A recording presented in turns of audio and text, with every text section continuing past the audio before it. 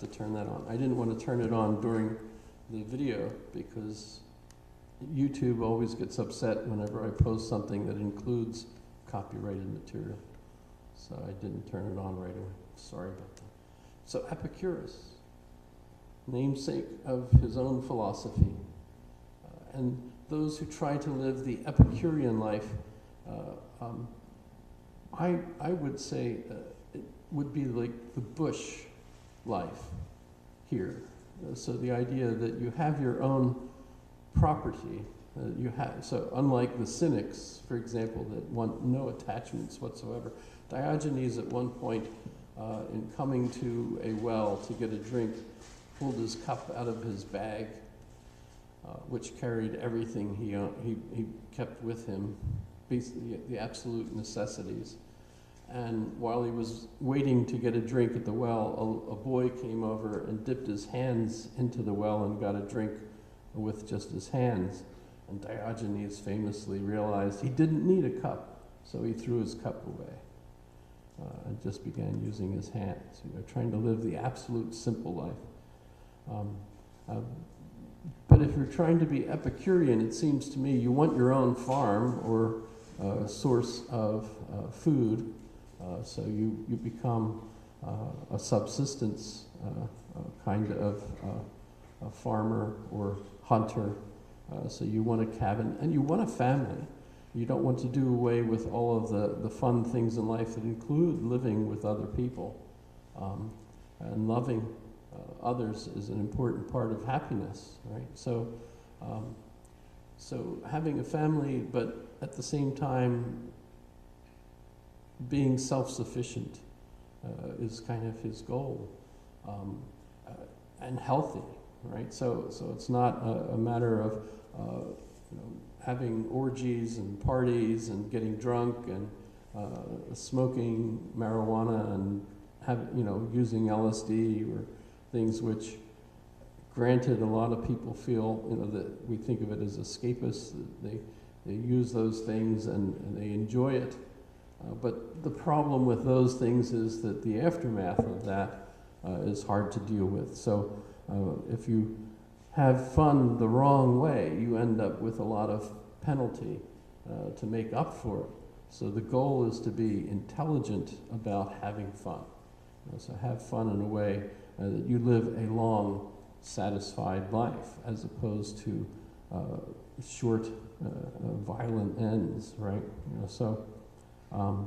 But it's the other way that it's usually been taken. So, for example, the Fellini scene of Trimalchio's feast, and lots of other scenes, by the way, in the Satyricon, which is a very gross film. I got to see it in a first-run theater in Philadelphia on Chestnut Street with some friends. It was a small theater, smaller than this one, actually, but very gross. It was the kind of movie I almost felt like getting up and leaving, but the trouble is when you're with friends, you have to all agree that that's what you want to do, and in the movies, you can't really have that kind of a conversation.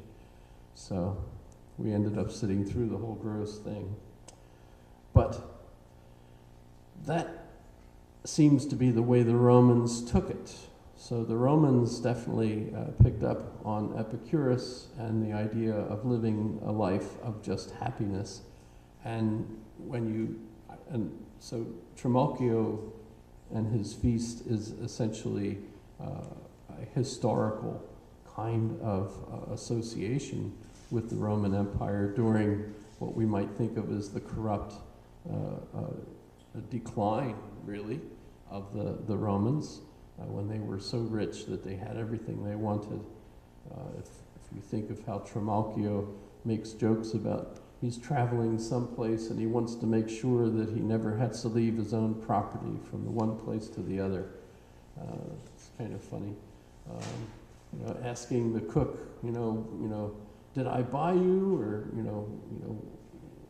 no, you inherited me from, Pancho or whatever I guess his father's name was, etc. So he's obviously so wealthy.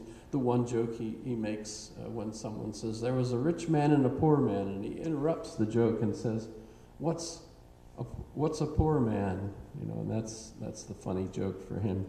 You know, what's a poor man?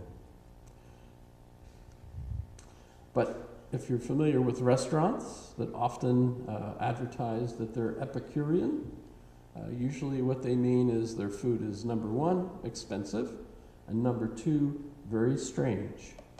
So very spicy, usually, odd sorts of things. And what's odd, really, is that Epicurus wasn't for any of that. So that's a misinterpretation of Epicurus's actual philosophy. But his focus is on happiness, and the idea that there is no meaning to life apart from that physical kind of happiness and avoidance of pain. And of course, we see this even in utilitarianism. Remember, the basic principle of utility is the greatest good for the greatest number. And remember, I tied that in also with J.K. Rowling's criticism of Voldemort and, in this case, Grindelwald, the newest movies, who seems to be a appropriate example of those that are using the principle of utility. Remember, it's a complex principle that argues that there are better and worse people, and that the better people deserve better treatment and more money, by the way.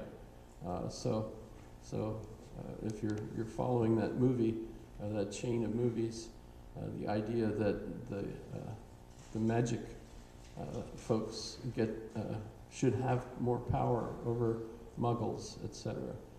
It's clearly hierarchical. And if you think of that in relationship to real politics, it certainly seems that the conflicts over Brexit in England right now are between two parties that are basically in that same sort of situation, the one utilitarian and the other what we might call more traditionally Christian. The same sort of conflict we might frame with regard to politics in the United States between the Trump side that strikes me as oddly similar to the way Rowling depicts Grindelwald. Kind of interesting. Even the way Johnny Depp portrayed him, I think, is kind of intriguing. But so Epicurus, happiness, is that true? Is the whole point of life just being physically happy for as long as you possibly can? And notice that doesn't mean you have to be moral to anyone else, right? Because your goal is to be physically happy yourself. There's no part of that requires you to actually be, to treat others with respect and dignity, unless it's something that will help your own happiness. So, you know, in a hierarchical system, the only ones you would have to treat with love and respect would be maybe your own family members or your own immediate servants and so on. Right? Does that make sense? Anybody feel like arguing with that? I don't know. So let's contrast that with Descartes, who we've already thought about a little. And why bring up Descartes? Of course, the problem with Descartes is Descartes feels that the most important part of us is our mind, not our body. Notice that Epicurus and the idea of the Epicurean philosophy, or even the principle of utility, arguably, is focused on physical happiness.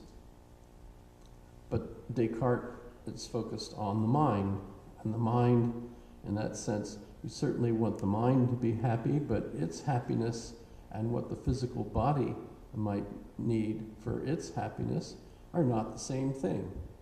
The kinds of things that make a soul or a mind happy are success in understanding things, mathematical solutions to problems. For example, remember, he's a mathematician, and for him, one of the highest pleasures is success in solving mathematical problems, coming up with new inventions, things of that sort, right? And why? Why would that be associated with the mind? Well, the mind deals with problems. The mind deals with understanding. And so if we think that this clash between a materialist point of view versus a spiritual point of view represents the conflict between the British empiricists, which are basing their various philosophies, as utilitarianism does, on the idea that Thomas Hobbes talks about, that John Locke talks about, that our goals are increasing pleasure and decreasing pain, right? So very, very traditional British point of view, which, by the way, also becomes an American point of view.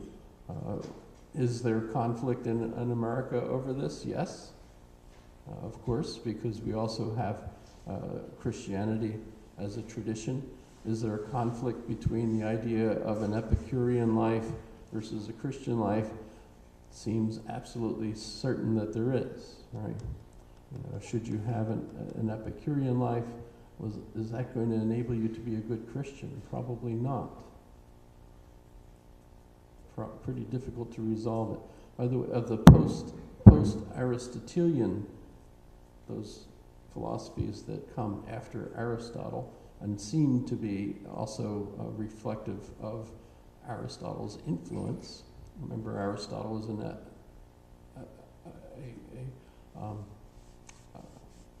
believed in happiness also, right? And if you look at the Cynics, the Epicureans, and the next more as you get logically across the various opportunities there, the next one are the Stoics. The Stoics, which comes from the Stoa. The Stoa is the porch. So Zeno was the official founder of Stoicism, and he would teach his students on the colonnade porch. So the Stoa is where he held his classes, basically. And in fact, those were usually painted, so the full name of it was the Stoa Pocoile, the painted porch. So the Stoics are another one of the major Roman philosophies, or post-Aristotelian philosophies. And what's the difference between Epicureanism and the Stoics? Well, the Stoics also believe in happiness. The goal is a happy life. The trouble is they totally disagree on how you go about having that life, because the Stoics pick up from Aristotle's point that in order for you to have a happy life, you have to have a happy family. The happy family has to live in a happy community. The community needs to have a happy, well-functioning society, and all of that requires people doing their civic duty in order for that society to be coherent and work. So somebody has to go to the committee meetings. Somebody has to volunteer to be the politicians that do all the work and make all the hard decisions. We don't have enough money for this, but on the other hand, we can't send our kids to school because the school is collapsing. So we have to spend the money on this. Where are we going to get the money, et cetera? None of that is fun for anybody, and very boring, committee meetings. But somebody has to do it. Somebody has to make the decisions, et cetera, right? So a Stoic is going to be urban, someone who's not living out in the bush, having their own life, trying to be self-sufficient, so they're not dependent on others and all the conflicts that causes. Instead, the Stoic is in the urban environment, doing the hard work of keeping the society working. And so for the Stoic, the highest moral principle is duty. Instead of keeping themselves happy, They have to have duty to the state in order for the state to function so that they can live the good life. And what's interesting about that is there are many Christians who are also Stoics. So it's much easier to be a Stoic Christian than to be an Epicurean Christian. That doesn't seem to fit at all. By the way, there are some who argue that Jesus was a cynic by pointing out that in many respects he seems to have followed Diogenes. Didn't live in a barrel, didn't masturbate on a pillar because he thought, do whatever feels good, all that sort of things, that Diogenes became famous for. But Jesus did travel. He did basically beg for his meals by offering to have conversations, symposiums, basically in the houses of the wealthy that would invite him in and give him and his followers a meal and then discuss philosophy basically afterwards, right? So in some respects you could argue, and Robert Funk does,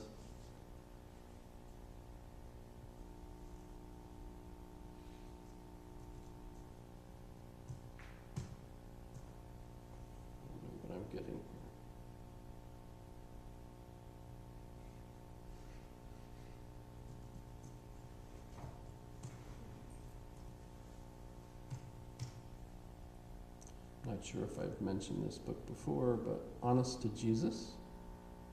The reason I bring it up, Robert Funk is one of the members of the Jesus Forum, or Jesus Seminar. And in this book, he argues that if you're honest to Jesus and what Jesus says, number one, he's not God, because Jesus, depending on your interpretation of what Jesus says, never says that he's God. He's basically a philosopher, in a sense, teaching a cynic point of view. And so basically, Robert Funk argues that if you're really honest to Jesus, you're going to interpret him as a teacher, a man with particular teachings, and that if you're going to be a follower of Jesus, you ought to follow his teachings, etc. Keep in mind that this is part of the view that St. Paul was the inventor of Christianity, if you're familiar with any of that.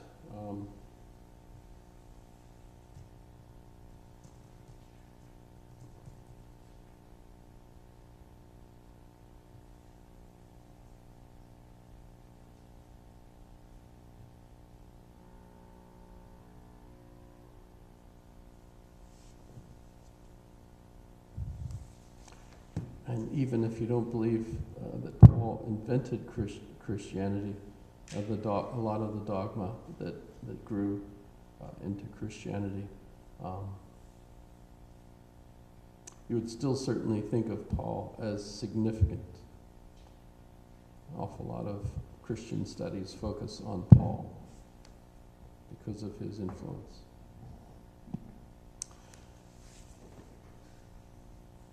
But so you might think of Christianity as also being a good match with Cynic philosophy, but definitely Stoic philosophy. St. Augustine, for example, is considered to be a Stoic, as an example. And certainly if you're a monk in an order that has vows that you take, those vows are your duties, and of course that's a Stoic point of view. But so if we go back and look at the contrast here between thinking that there's, on the one hand, a physical body that is you, and that the most important thing you could do in your life is keep that body happy by increasing pleasure and avoiding pain. Or, on the other hand, your focus is on the mind or your soul, and thinking that that is the most important part of you, that there's a dichotomy between your mind and your body, and that your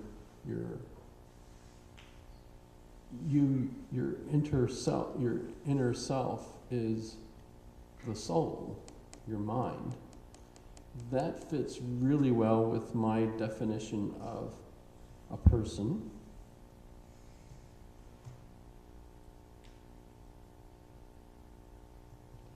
Which we talked about when we were talking about abortion. I'm thinking about how do you define a person, how do you then talk about abortion. Is a fetus a person? Strictly speaking, I had to add something to my definition over and above Peter Singer's definition by saying that a person includes those who have the potential to be self-reflecting. That's not something Peter Singer says. So basically, and by his definition, a fetus is not self-reflecting, and so it's not a person yet. I add to that definition the idea that, well, a fetus has the potential to become self-reflecting, and so I include that. A pig probably doesn't have the potential to become self-reflecting, because we would argue that you first have to have language. Pigs, I'm sure, have a certain kind of way of communicating with one another, but I don't think anyone considers it to be a language. There are some other mammals that we begin thinking might have language. What essentially works as language, dolphins, for example, elephants perhaps, and great apes. But if you're thinking that language is a necessary requirement, because what we think of as self-reflection is when you have the ability in your mind to reflect on a set of concepts that you think of as you.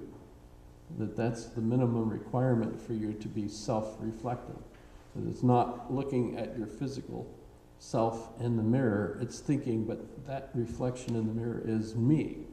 And I have hair and eyes and nose, and I'm ugly, all the things that you consciously think of as that set of concepts that you define as yourself.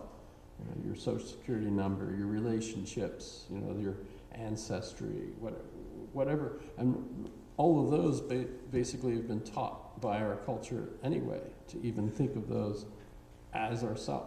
But that's all, in a sense, mental.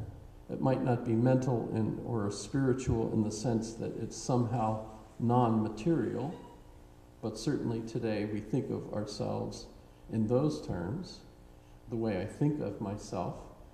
We certainly might get into arguments over whether or not the brain, the physical brain, is the source of all of that, or if we think that there's a dichotomy between the brain and the mind, which is really based on Descartes' argument, right? And if you think about it, in fact, I could ask this as the quiz question. What do you think is the difference between your brain and your mind? How do you describe the difference between your brain and your mind? The one is the wetware, so to speak, that you upload apps in, your programs, right? Wetware because it's not hardware, like computers. Right? Or as A.C. Grayling keeps referring to it as our neck top. What programs do you upload on your neck top, right? And basically what it seems we think of today as the person is a minimum set of apps by which you think of yourself as a modern self. And those have to be installed. They're not programs that automatically are there, because when we look around at other people in the world, not everybody has these. And remember all the things that go with this. If you're not a modern person, neither do you think of yourself as having rights, and being able to vote, having free will, all those kinds of things that go with the various applications that we run, that we've inherited from our history, which is Western, which is, I was reading an article just yesterday that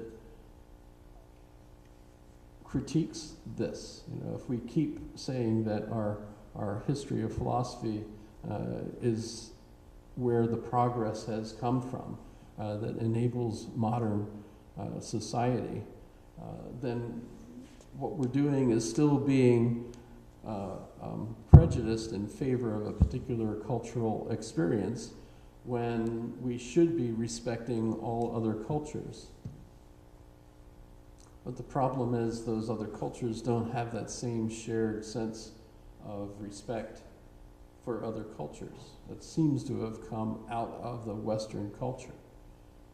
It's kind of an interesting dilemma. The particular article I was looking at yesterday was arguing that it's also very insulting to the Jewish community to think that way, and that for many, many years, Jews were not studied as part of the Western philosophical tradition, unless, of course, you covered Moses ben Maimon, a few others, but for the most part, Western philosophical traditions ignored the Jewish philosophers. And three specific philosophers were mentioned in the article: David Hume, Immanuel Kant, and can't remember the third one. Immanuel Kant, David Hume. Let me see if I could find it.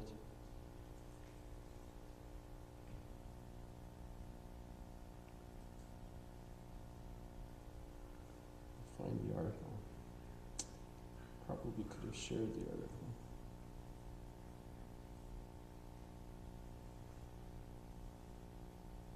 Do you guys have time to read, or do you work?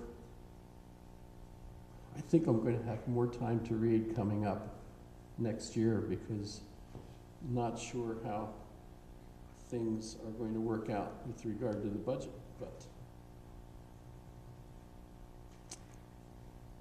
we had a meeting last night, and they updated us on the circumstances around the White Building in Eagle River, but don't figure that's all done yet, because I think it's still up in the air.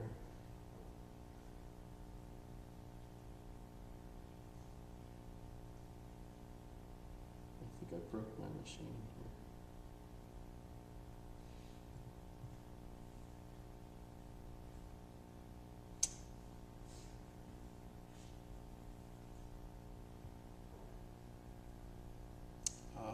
I know what it is. I'm in the wrong email. That's all right.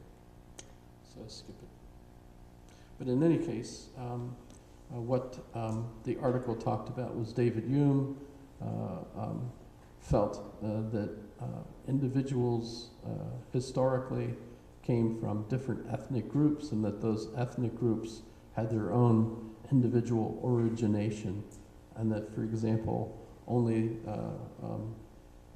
some came from Adam and others came from pre-Adam.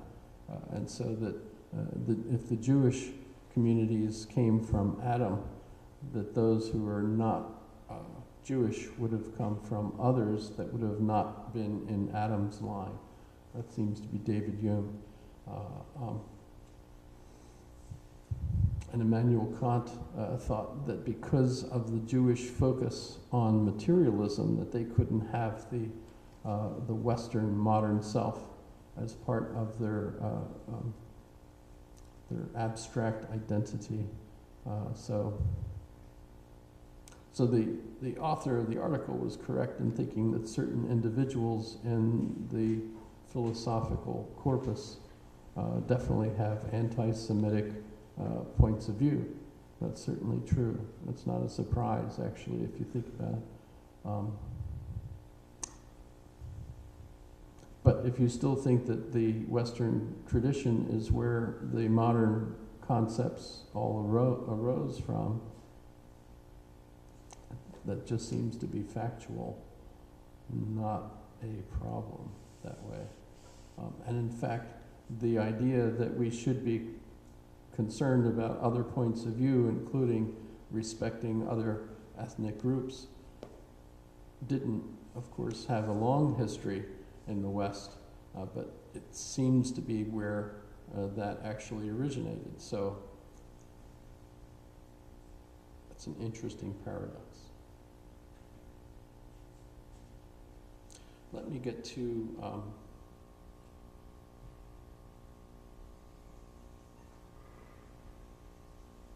Chalmers. David Chalmers was actually here one year. Of how things seem to be in a perceptual experience, so that what one perceives to be the case changes with changes in what one believes, but generally about this kind of orientation of background structure, and in particular spatial orientation. I mean, there are interesting questions about the relations of this. There's many more familiar phenomena, I mean, somewhat familiar, but many phenomena that get discussed a lot in psychology to which this is connected, including perhaps most obviously cases of perceptual adaptation. There are all kinds of cases where something changes in your environment to distort one's perception in ways, and one ends up adapting to it. There's the famous cases of inverting goggles, where an image is inverted on the retina, at least initially, one represents the world as being upside down. And then people wear these inverting goggles for a few days, and they adapt to it. And after a few days, people report things seeming... Okay, so the topic of his lecture here is spatial experience and virtual reality. By virtual reality, he's talking about the new goggles that we have. I've mentioned the Oculus Rift, for example, or the Vive. But it's not just that. It's also all of the things that we... So are we seeing David Chalmers there?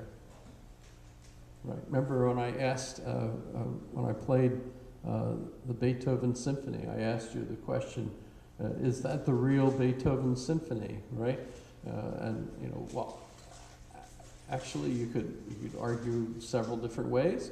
You could say, absolutely it is, because that's what we're hearing, et cetera, right? But if you also say, well, but the real Beethoven Symphony would require us to be in a live concert with the orchestra up on the stage, well, that would be a different interpretation of what the Beethoven Symphony would be, right? You could also point out that in most modern symphonic concerts, the performances are going to be modern instruments. It would be very different than the kind of musical instruments that Beethoven would have had available to him in his life. And so, no, it's not really the Beethoven Symphony, because you'd had to have period instruments in order for you to hear it that way, and so on. So obviously what we've got pragmatically is lots of different ways of talking about what we mean by real. It's a misleading question to ask it that way. And in the same way, it's misleading for me to say, is that really David Chalmers there? Obviously, we could talk about it in various ways. For one thing, he is much older than he is in this particular image here. And when I saw him here, he was younger, right? There's all sorts of questions, you could throw in there. But in a sense, this is also virtual reality, because of course, we're not actually seeing him. If I Skyped him at the moment, like I did with Linda that one particular time, just called her up. We saw her on the screen talking, etc. Well, she was live, by the way, at that time, obviously, but at the same time, that was virtual, because of course she was not really physically in the room. She was in Florida at the time, right? That's, of course, puzzling when we think, thanks to YouTube, we've got all sorts of things that we can go look at. I was looking at some videos of my family from when I visited New Jersey before my parents died, and so on. And that's kind of emotional, because wow, there's mom, you know, etc. But at the same time, of course, no, it's a virtual image of when, you know, we were there years ago, right? So we can keep in mind that our questions can be misleading, and that the fact of the matter is that the situation is much more complex. But here's where this ties into the whole problem of mind and body, and that is that our minds in the virtual world can feel like they're really in various places, even though they're physically not, right?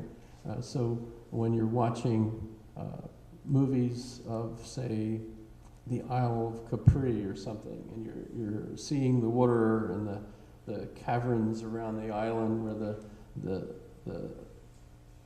the water has eroded caves, so that you could go take boat rides in and see the way the water reflects through the cave, etc. Very beautiful.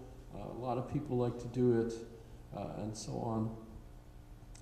But if you're looking at a movie of that, you're not physically there.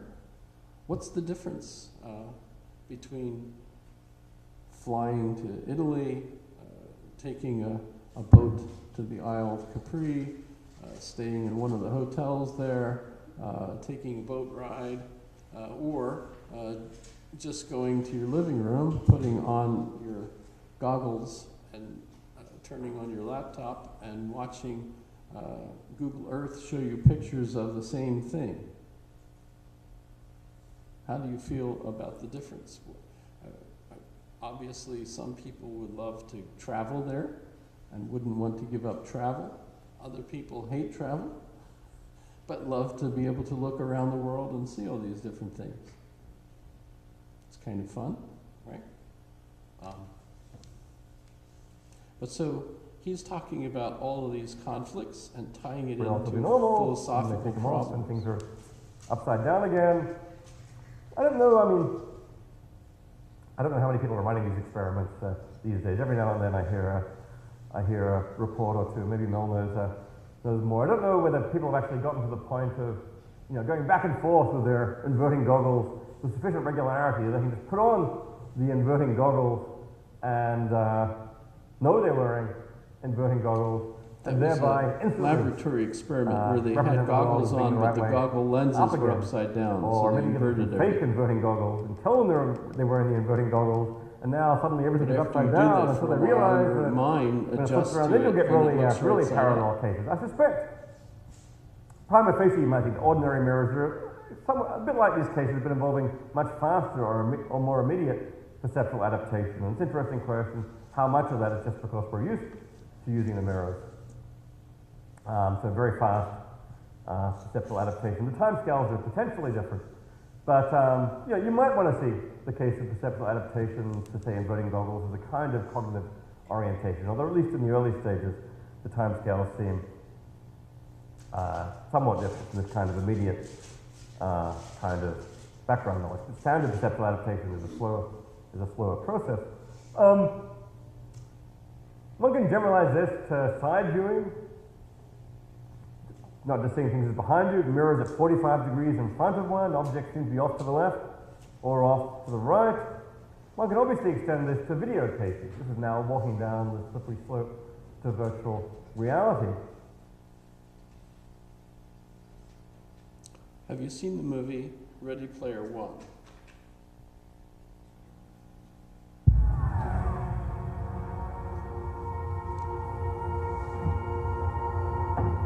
Or read the book? Show of hands. Ready Player One, you've seen it? A leap not taken. Oh, good. Retrace your steps, escape your past. So you know the And plot. he will be yours at last. They're merging the Argue virtual faster, world eternal with escape out. the so-called real world. Of course, this is all in a movie which is virtual, so keep that in mind. So he puts his goggles on, and now he's in this virtual world, which can be an infinite. Whole virtual You universe. can keep adding planets. You can do anything. Be anyone. Without without going anywhere at all. The Oasis was created by James Halliday, and what he left behind changed everything. A contest. 3 impossible challenges. The first to finish gets complete control of the Oasis, which means complete control of the future. The contest is gotta be about connecting with someone, connecting with the world. So we take it together? Sure.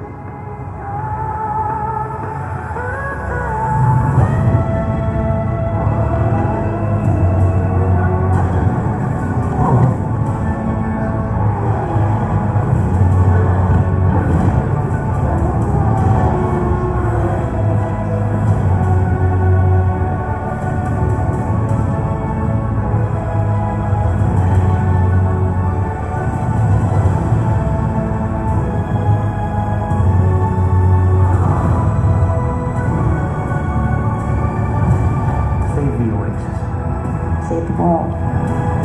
Players, are you ready? That's better. I'll wave you from the finish line. McFly.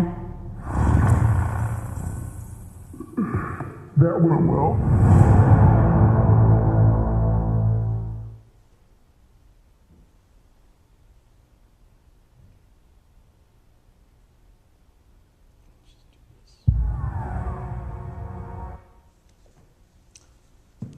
So imagine the conflicts here between real and virtual, right? And this is projected to become, what, I forget what year this was, 2040 or, no, further than that, right? But if you recall, it's basically the same kind of thing that Neil Stephenson described in his book Snow Crash. You familiar with that literature? Same kind of thing. The individual that's the main character in the book lives in what's essentially a storage locker in a field along the beach in California, and of course that's no kind of life to be happy with. But his main life is actually on the internet, where he puts goggles on and enters into the virtual world, and that's where he really lives most of the time, right? And all his sense of relationships, the people he knows, his status. He's actually a very important individual on the internet, but in real life, he's living in basically a hovel, worse than a hovel, right? And I think he actually is a pizza delivery guy for his living, if I recall correctly, right? So the same kind of things in this situation. The young man basically lives in, these are actually trailers stacked on one another, so that it's absolutely amazing, thinking that might be the kind of urban blight future that we might have post-apocalyptic, as it might be. But if you think the recourse for them is they really just need to feed the body. They're not concerned about keeping the body happy. They're keeping the mind happy. And how do they keep the mind happy? By being on the internet with their goggles and thinking that they're doing something absolutely fantastic somewhere else, right? And they might be freezing in their little mobile home stacked in a pile outside an urban environment. As long as they have their internet, as long as they have their electricity, they might be eating absolute garbage, but as far as they're concerned, what's important to them is their virtual life, which is all, in a sense, mental. So that's kind of an interesting depiction of a type of future that might be there for us or for our children's children or something of that sort. But how much of this is reflective of our actual situation right now? How much time do people spend on the internet? How much time do people spend on Facebook or social media? I've heard statistics, depending, of course, on who's gathering them and where they're gathering them, that people are spending hours a day on social media and less time in real life. Does this look like a real problem to you? When you're thinking about the difference between your brain and your mind, I would think, would include the kinds of virtual experiences that you would have, whereas the brain, of course, is just the physical, wet, gooey substance, 3 pounds roughly, sitting in your skull, right? So that doesn't seem like the real you. It's your social life that's the real you, right? Going back to my definition of a person, all of the things that define the person that's essential is those relationships, the way you conceive of yourself, the way you reflect on yourself, and that's all social. So our concept of the self is based on our social relationships. Because I think of myself as I see others see me. Should I say that again? I see myself as I see others see me, right? So I'm dependent on feedback from others. Those are, of course, my significant others, right? Not only those that we love, but also our best friends and things of that sort, right? So the kinds of things that are important to my self-concept are dependent on those relationships and what other people say, recognize about me. What Hegel, of course, argued was the recognition, the way people see you, right, is very important to yourself. Is this fun? We talked about this enough in various ways. What else is going on? You can watch more of David Chalmers. He's quite interesting. A lot of his work is on the mind, the nature of consciousness, things of that sort. And of course, trying to get a sense of where we're going with this virtual reality and the effect it has on our consciousness and our self-consciousness, etc. But I've gone on Facebook on my Oculus Rift, and I end up having an avatar, which isn't me. I tried to make it look like me, right? And it basically is a scruffy old guy. But also, it is only from the bottom, from my waist up. I have no legs as my avatar, which is pretty weird. But when I look at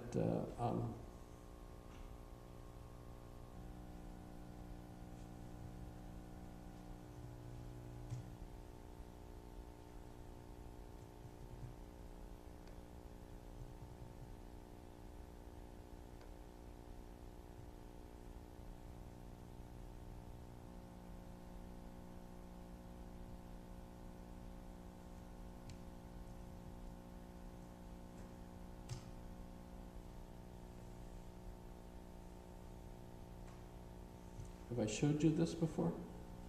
So this is, I think I did, but this is a video I made of my laptop who I tell about while I was wearing my Oculus Rift. So I couldn't figure out a way to use that camera I thought I would to capture what, of course, I'm looking at in the goggles, right?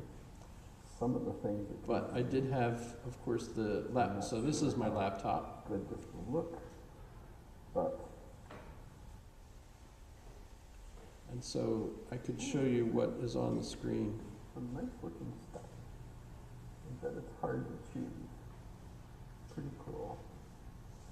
So this is on Google Earth, visiting the city of Köln, And at this particular point, I was in one of the stores, but this is outside, looking at the boat harbor, moving around.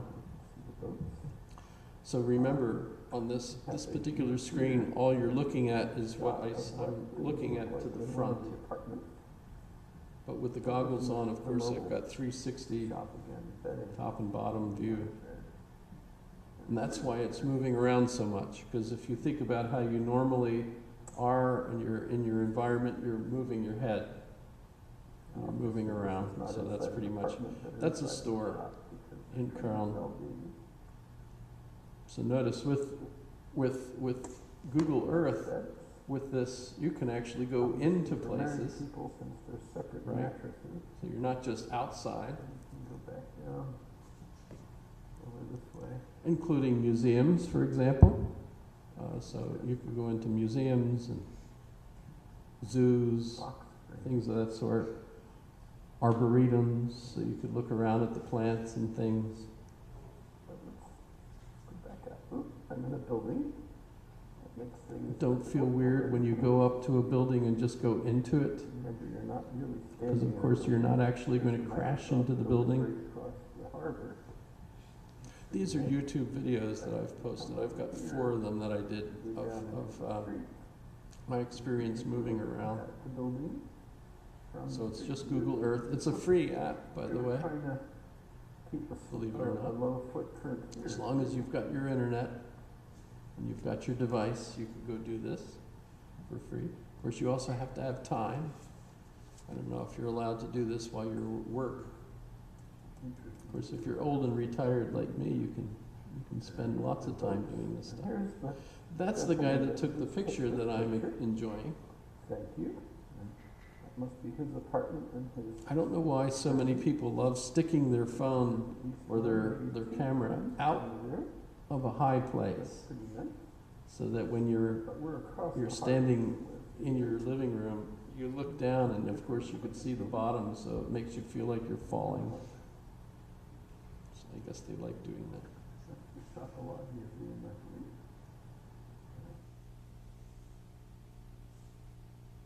Yes, but this one is number 2. So this feels an awful lot like I'm visiting the city to me. Walk around. Obviously, I'm not physically visiting the city.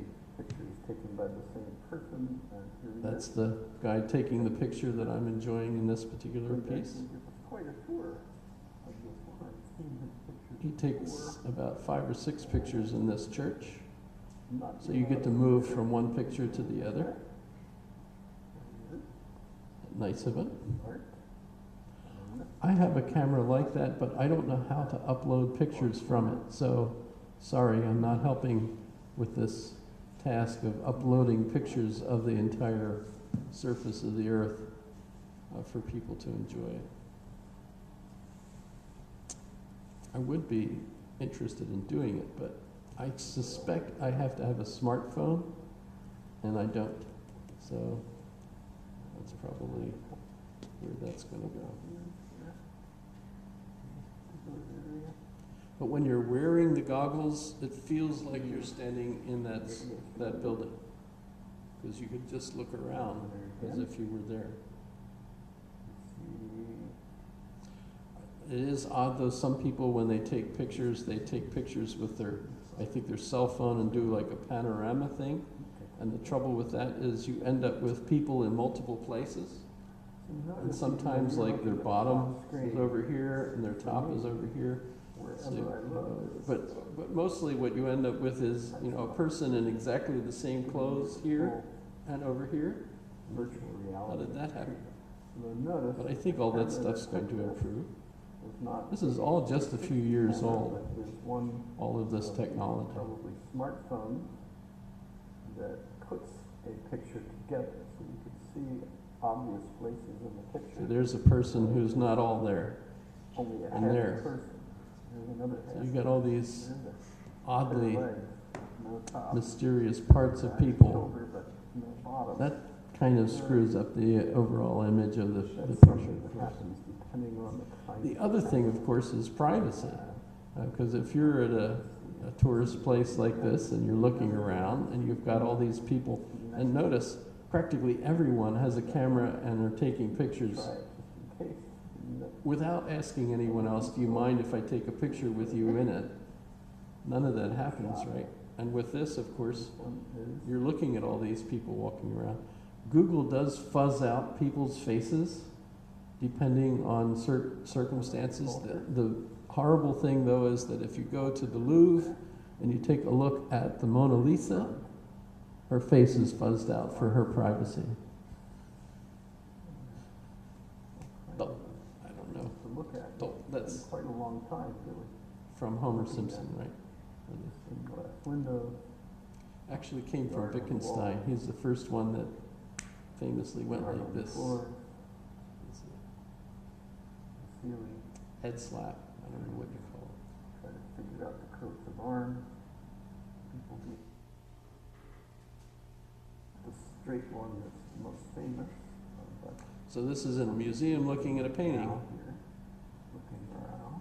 I have to admit, there's occasions when I'd like to be able to get closer to the signs, see what they are. Oh, Here's the guy taking the picture for me on this occasion. Notice I never, or very rarely, get a chance to As I recall, this is the Louvre. find you. You didn't connect with me. But you can find Yep. So that's the Louvre. been in the Louvre before. Various photography.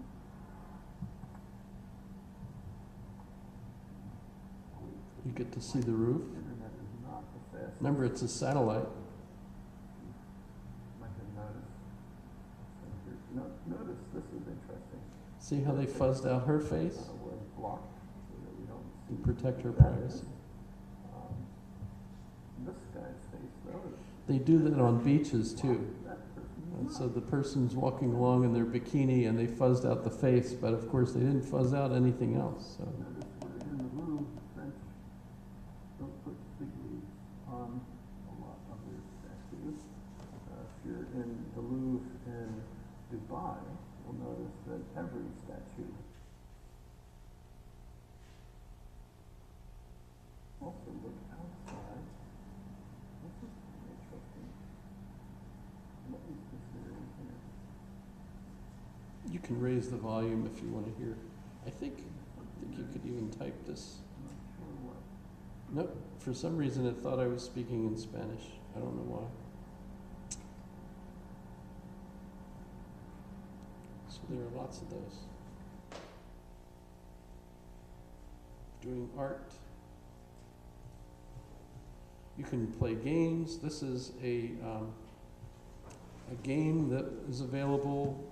It was also I have free. 3 minutes of time left in the 2 hours on camera. And it was based on the movie, the movie, The Day of the Dead. It was a Mexican themed movie, The Day of the Dead or something. I don't remember what it was named. Do you? But it's like you could be in that community. And with the goggles, you could actually hear music and all sorts of things going on, which of course I didn't record. But you can move around inside, go to different things, see different things that are from the movie, I guess. Video of art. So pretty weird. So I suppose one of the more important things, though, this is all just frivolous and fun, interesting, but what's going to happen eventually is you're going to go to work in the morning by putting on your goggles and not actually physically going anywhere, but just basically logging in to work. And as you look around with your goggles on, you'll be seeing your fellow employees doing their jobs and having conversations with them, also switching to your customers so that you can see them, basically Skyping with them with your goggles, etc. your career essentially could very well become totally within that virtual world, as opposed to moving yourself physically by driving to a building, etc. Right? So you'll be, my assumption is you'll be living at home, and home will be an apartment that'll be probably in a big structure somewhere, maybe New York or whatever, etc. Does that sound like fun? More and more of this. Well, I better quit. You have your question? What's the difference between the brain and the mind?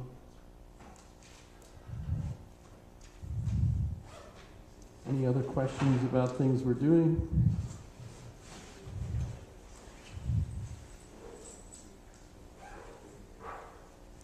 Notice a lot of your fellow students are doing the class virtually. They're not here. So they're hopeful. That's the crappiest video, though. I don't even know what's in the scene.